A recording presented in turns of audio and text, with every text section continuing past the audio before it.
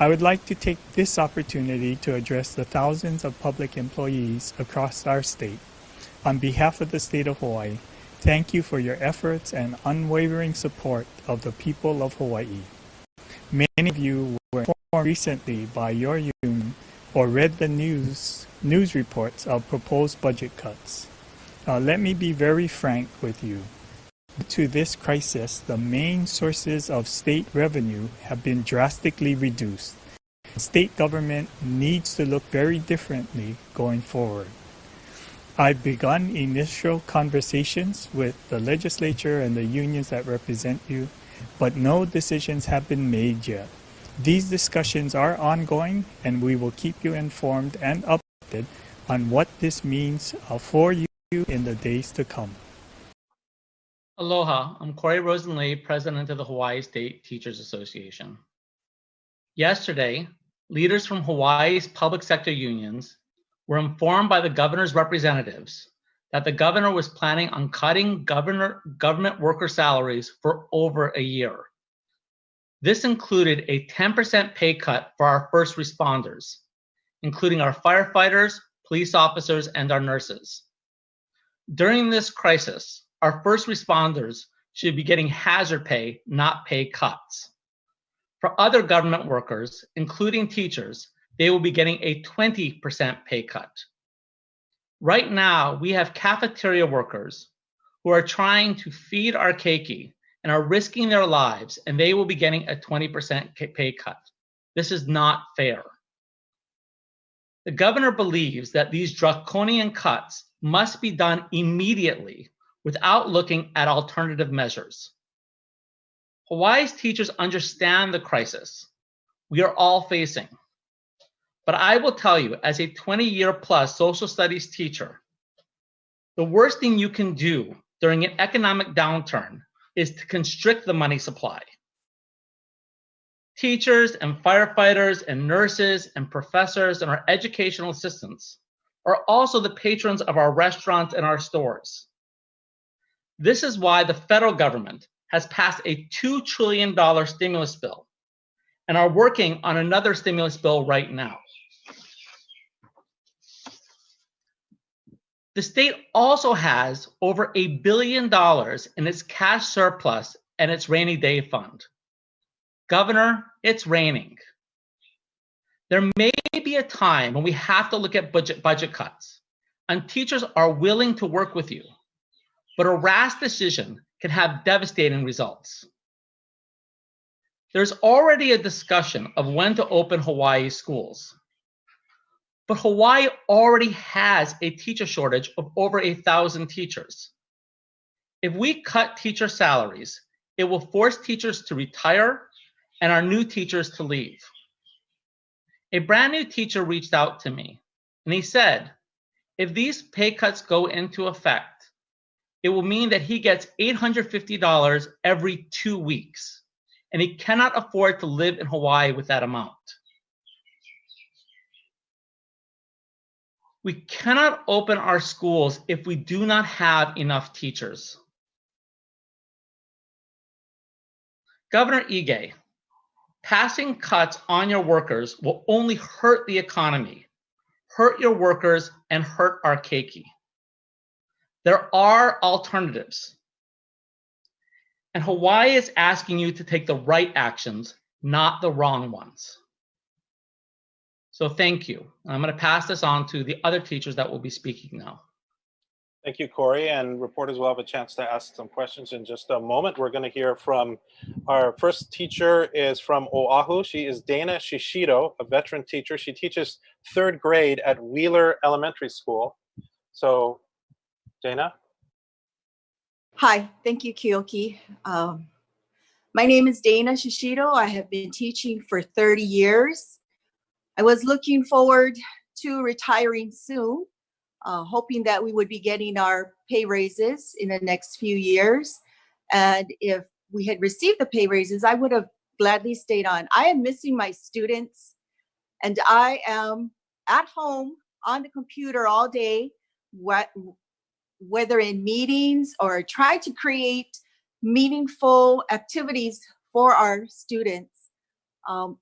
And, you know, we're all working, sometimes without a lunch break, because we want to provide for these kids, sometimes into the late evenings as well, you know. And when I heard of this potential pay cut, it just really saddened me. I was disappointed. As I said, I've been teaching for 30 years. I've gone through pay cuts in the past. I've gone through the furloughs, neither of which I have financially recovered from. I'm also thinking that I may take an early retirement. I can take an early retirement. You know, I will take a cut in pension, but at least I have the pension, and then I can go and get another full-time job. If there are other veteran teachers feeling this way as well, what is that going to do to the students of Hawaii? You have a large group of a wealth of knowledge, of experience, who may potentially be taking that early retirement. How can you do this, Governor, to the keiki of Hawaii? Thank you, Dana. And next, we're going to hear from a teacher from Hawaii Island. Her name is Jenny Hancock. She's a 5th grade teacher at Waikoloa Elementary and Middle School. Jenny? Aloha, my name is Jenny Hancock, and like Kyoki said, I teach 5th grade at Waikoloa Elementary and Middle School on the Big Island. My husband is a first responder, and so when we got the news last night about these proposed cuts, we were absolutely devastated. We have been in Hawaii working for the state for 8 years. This is my 7th year teaching.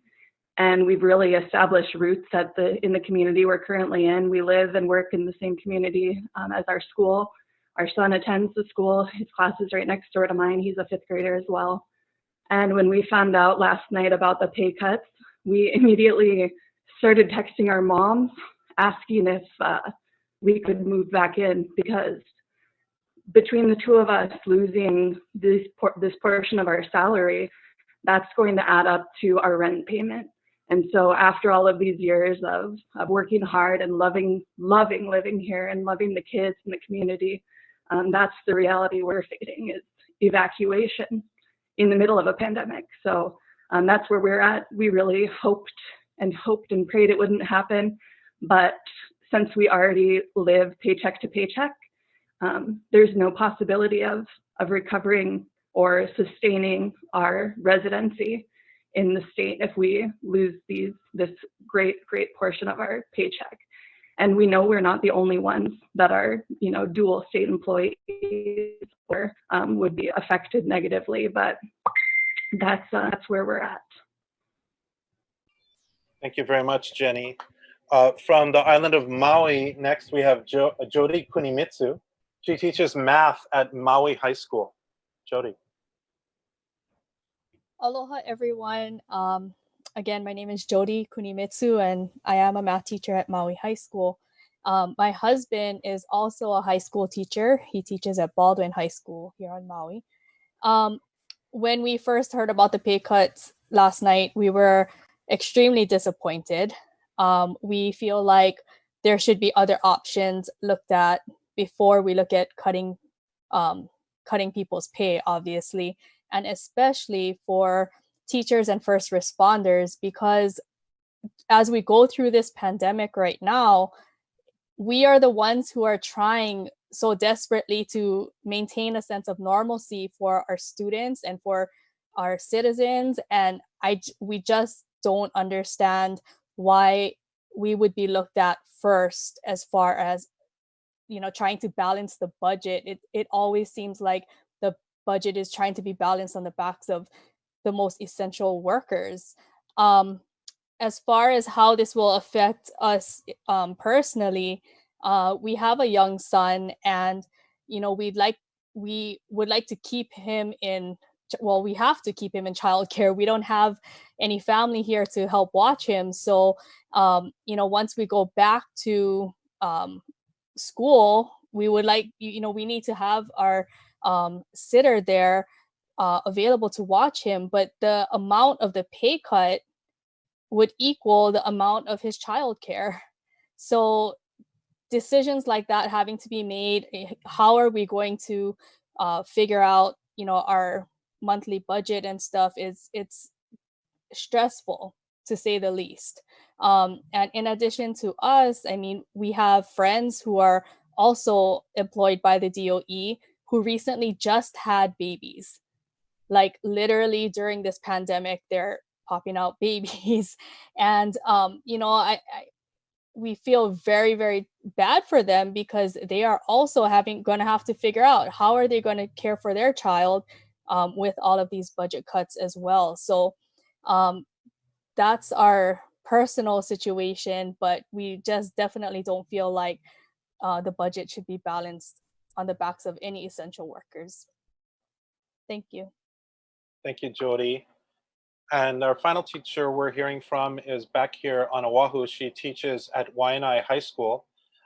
She is our youngest teacher, newest teacher to the profession.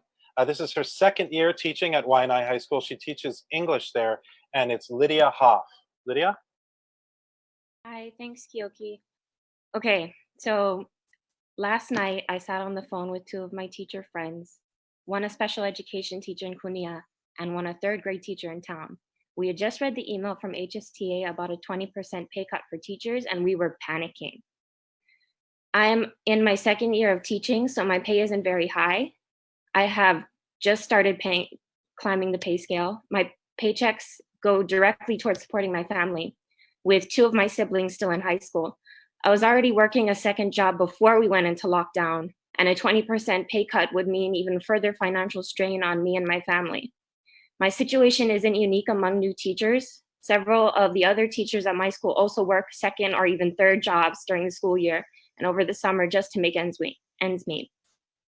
On top of that, a large majority of new teachers at my school are from the mainland. Our state does not produce enough teachers in state to fill the shortage we already have. These teachers have to support themselves in a new environment without any family. If this pay cut were to happen, it would make it even harder for them to stay, and this ultimately hurts our students. Especially on the coast where I teach, the turnover at our school is already terrible, with teachers lasting around 2 to 3 years before quitting or moving away. Because of this, students do not have a lot of opportunities to learn from an experienced teacher. As a new teacher myself, I'm still figuring out how to manage my classroom and still figuring out how to be a good teacher. You can't be a good teacher after only 3 years of experience, and we need more practice.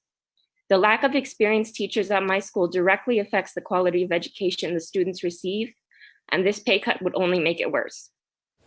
This is from Lauren Day, KHON2. Will the pay cuts be across the board, meaning supervisors and directors as well? Aren't you concerned that pay cuts will set the economy back even more? Certainly our employees are an important asset, and that would be the last resort. The reality is that the revenues that we count on is dramatically being reduced.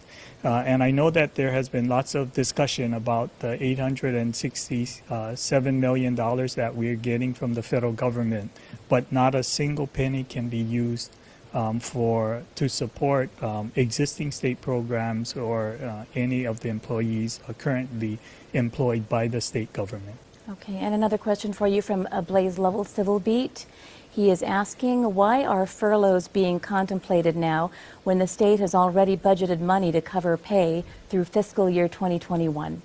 Yep. Our challenge is that we have shut down the visitor industry, and the two largest portions of revenues for the state is severely impacted, and that's the transit accommodations tax and the general excise tax. When you consider that there are more than 100 hotels all across the state completely shut down, meaning that we're getting zero income from those properties, you can see, and that includes restaurants and other facilities in those hotels. So the revenue stream that the state counts on is severely impacted, and we definitely will have to take action in order to balance our budget. Okay, Governor, this is another question from Ashley Mizuo from Hawaii Public Radio. HSTA just had a press conference saying that from what they understand, you have already essentially told them that a pay cut is happening. Senate President and House Speaker have both said they do not agree with a 20% pay cut. What other options are you looking at, and how would a pay cut impact the state's ability to attract teachers? Certainly, we are looking at the impacts of all of those. No decision has been made on pay cuts at this point in time. We have consulted with the unions. We have expressed our concern about the dramatic drop in revenues that we see, and we continue to work with the legislature and unions to find a way forward. One more question along those lines, Governor. This is from Rick Kwan, KITV4. Why did your administration tell unions yesterday implementation date is May 1st? You know, we had discussions looking at different scenarios. Obviously, we did not want to blindside everybody, but they are just discussions. We continue to have those conversations, looking at the revenues that are coming in, looking at federal support that may be available. As I said, the federal support that has been identified so far that we've received from the CARES Act explicitly prohibits being spent on any existing employees or programs that existed as the effective date of the Act, and is not allowed to replace revenues that have been lost during this COVID crisis. Okay. Governor, also from Daryl Huff, HNN, before you even looked at state employees, did you not ask your own cabinet or yourself to take a 2% cut? We are certainly looking at all employees, looking at what action need to be taken in order to balance the budget. Okay, thank you very much, Governor.